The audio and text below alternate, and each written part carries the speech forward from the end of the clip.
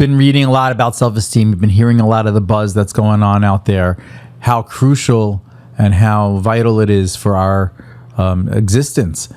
And you say to yourself, maybe that's what's getting me stuck. Maybe that's what's responsible for my kid's misbehavior. He's got a low self-esteem. You know what? Maybe my wife's unhappy because her self-esteem is low. Let me try to build that up. So how do you go and you build it up? Well, you give her a lot of extra compliments. Very important to give your wife compliments, no doubt about that. You give her a lot of extra compliments. You make yourself feel better with you get some positive self-talk books. You read it religiously. You keep yourself a little log, a little journal. Maybe you'll get your kid a new Xbox, make him feel good, boost him up a little bit, get yourself a new wardrobe. Hey, that'll do it. You'll feel better about yourself, right? So that's a lot of the kind of self-esteem patterns that are going on out there. But what happens? Is it working for you or is it not?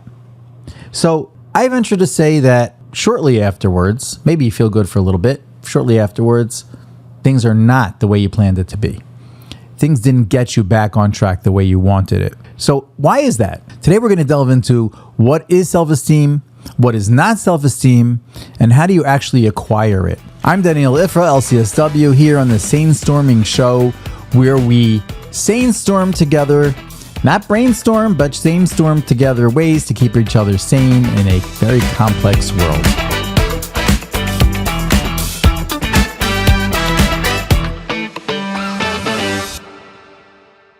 Lots of buzz out there about self-esteem.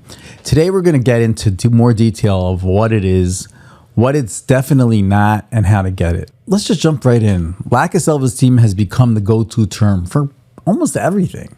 I mean, almost every single mental health issue I've heard people come in with the strongest diagnoses that they've really have, but without sort of zeroing in on that, they'll come in and say, he's got a really low self-esteem, and I think that's what's causing X, Y, and Z. Any person who's not doing well in school, his self-esteem is shot.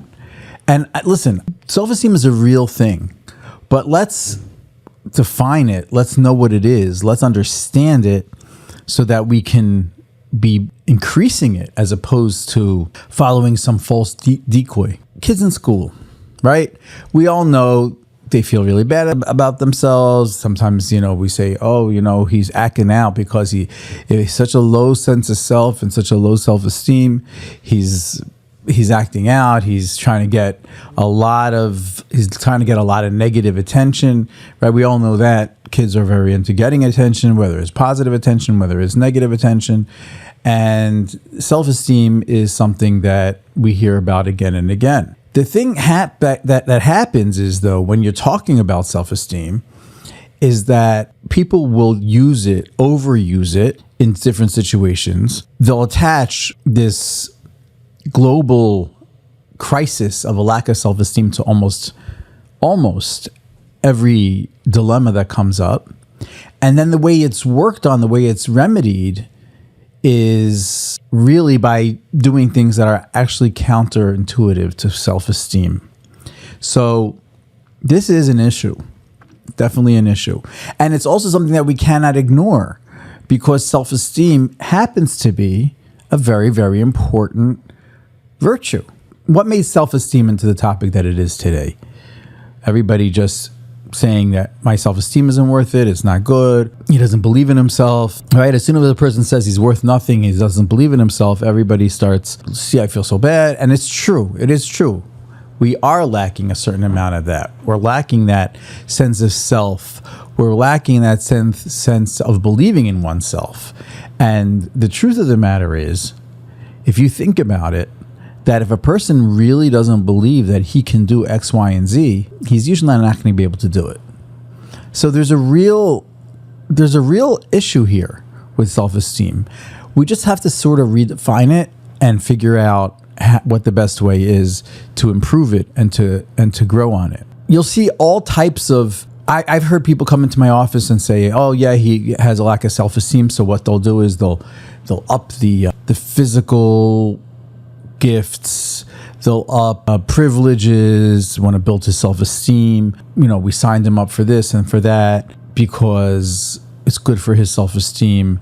We bought him a trip to Florida and we're hoping that, that's going to help him feel better about himself. And I'm not saying not to do any of those things ever, right? But in the name of self-esteem, it's sort of climbing up the wrong tree or barking up the wrong tree. So we have to really get very specific here. Why it impacts us so strongly. Why is it so important? What is it that's so important? And how do we grow it? How do we foster it? How do we cultivate it? So the most important thing when we're talking about self-esteem to remember is that this is where I think things kind of go wrong. When people look at the term self-esteem, what they're doing is they're looking at the word self and they're looking at the word esteem, and esteem becomes the highlight. Feel good about. Now, when we send our kid to Florida to build this self-esteem, yeah, we're feeling good that we're doing the right thing, but we're forgetting something. The real terminology here is self-esteem. Esteem is the secondary part. The most important part, the pivotal part, is the self, okay? Giving somebody a sense of self is what self-esteem is all about. Giving somebody a sense that they have what it takes, giving somebody that experience of working hard actually brings a certain element of success and achievement is something that's irreplaceable. And that is what we mean when we talk about self-esteem. So if you're wondering, let's just use this for an example, what the best way to give your kid self-esteem is not to buy him another computer program per se. It's not to get him a trip to Florida, and it's not to get the teacher to give him an A even though he doesn't deserve an A. It's about giving him a sense of self, a sense of accomplishment and productivity. Let him experience that productivity, let him experience that sense of accomplishment, and let that create a sense of success, personal success. And that's where the growth comes from. I'll give you an example. We all know that there's a lot of talk about competition and, is competition fair? Is competition not fair? Well, let's level the playing field and let's sort of, let's kind of like allow the underprivileged to win a little bit more, and et cetera, et cetera. And all that is the name of sort of like, I think people will tell you, well, that's really a result of the sense of giving them a sense of self-esteem, because if they're going to keep losing, right, they're not going to believe in themselves. And I'm not going to argue on that. There is a truth to that sometimes you have to get people jump started in order to get that sense of growth and feeling the success. But that's later within the process. Where you got to start first is making sure that these people, making sure these kids, making sure yourself is productive, living with productivity and achievement and accomplishment, even on a lower level. Doesn't matter what level it's on. That doing without that, anything else that has to do with self-esteem and self-esteem building is counterproductive. I've had parents in here that their kid haven't gone to school in months, and they say it's a lack of self-esteem. He doesn't believe in himself. So what do? So we got him this and we got him that, and maybe he'll feel good about that. You can't sit home all day, and this is for adults and kids alike. You cannot sit home all day and build your self-esteem, because sitting home all day is destroying your self-esteem. There's no productivity there. Productivity and using your time wisely and getting busy and working hard. Yes, I said it. Working hard are the prime ingredients for a healthy self-esteem. So there is no quick fix overnight self-esteem magical potion that you can give to anybody. But what you can do is you can get them to be more productive, more structured, more efficient in their time usage, and that will ultimately build their self-esteem, because they'll be like, hey, I did this. I feel good about myself. People were not created to just mope around. That just isn't within the DNA and the system of how the world was set up. So moping around actually makes you feel like a loser, makes you feel worse. Why? Because I didn't do anything, right? If you're a cat, just think about it for a moment. You're a couch potato. You sat on the couch. Okay, you took the day off, whatever it is. Sat on the couch for a few hours and you watched this movie, that movie, and then you went upstairs, you took a nap. How are you going to feel at the end of that day? Come on, we've all done it, right? We feel horrible. Why?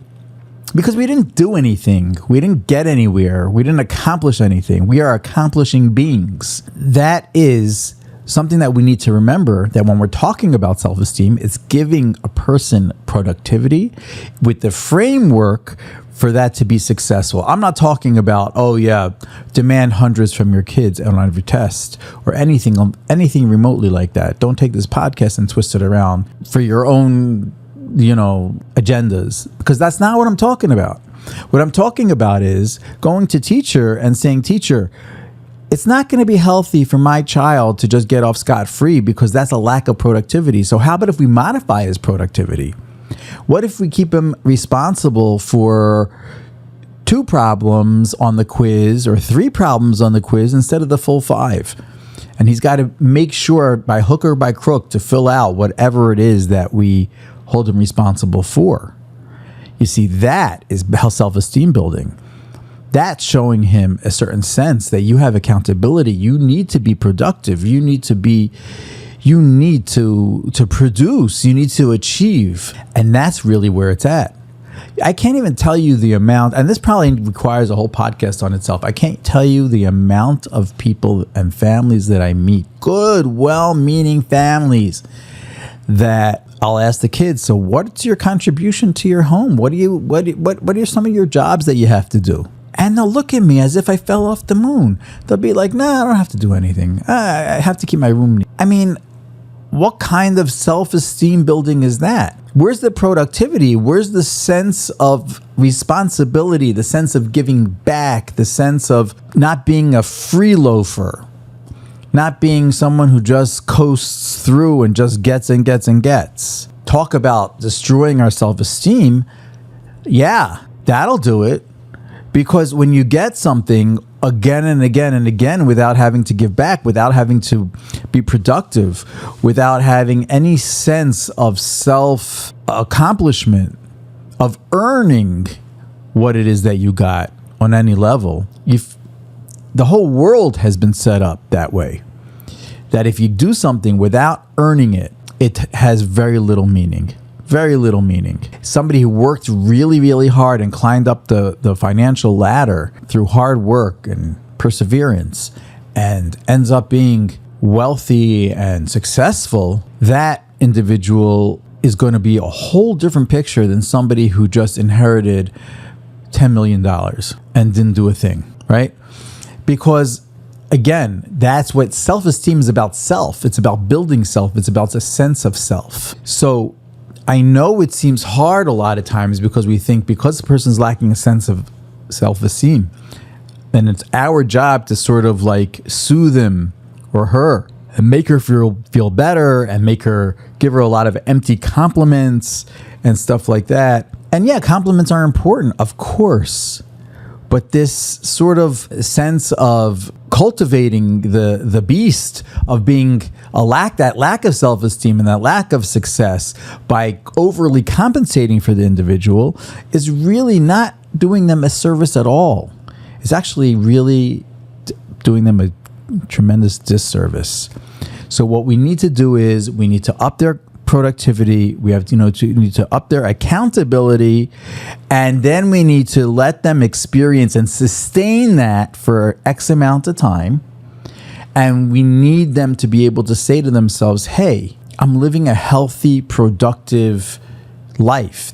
So again, people come to my office, what can I do to increase my child's self-esteem? And the answer is nothing that I can say to you. There's no magic bullet for that. I will recommend certain things. Well, tell me what some things are your kids good at. Your kids good at basketball? Sign them up for basketball. Promote it. That's healthy because you're giving them something that they're successful at and for them to work at and to be competitive at and to grow from. That's not the whole picture, but that's definitely an element here. So no question that self-esteem has been a misused term, and the way that we approach it to kind of set it back on track, in many ways, in my opinion, has been sort of missing the mark, and therefore creating a bigger gap of self-esteem, low self-esteem. I mean, look at the productivity in today's day and age. Look how many people we have out of work. Look how many people we have on welfare programs. And I'm not here to judge them, but at the end of the day, you will not and cannot have healthy self-esteem if you don't have healthy productivity. So this is something that we all have to really, really keep in mind.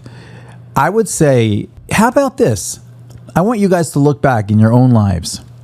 And I want you to think of a time, a period, not just one thing that happened, a period or time of a time that you really felt good about yourself. When did you really have a high opinion about yourself? I guarantee you more than 9 out of 10 times it's going to come back to a period that you were successful.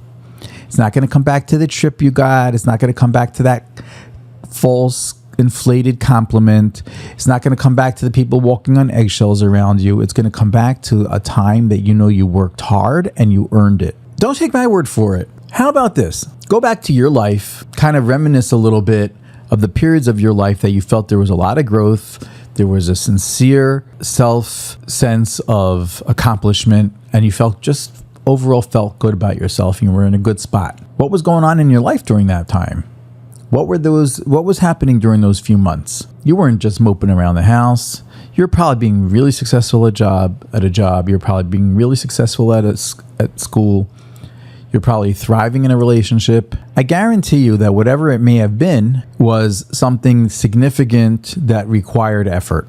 And you rose up to that challenge and you made it happen.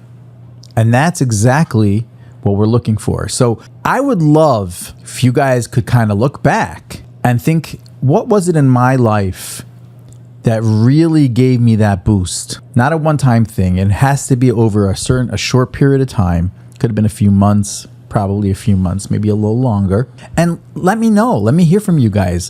What was it? Let's see if I'm right. Let's see if I'm right that almost all of them will have this common thread of being a sense of accomplishment, a sense of productivity, output, responsibility, these kind of virtues. So I'd love to hear from you guys. If you're watching me on YouTube, and get involved. Let me hear from you. Leave a comment. If you're watching on your favorite podcast platform, leave a review. Drop us an email. The email will be right on the YouTube description.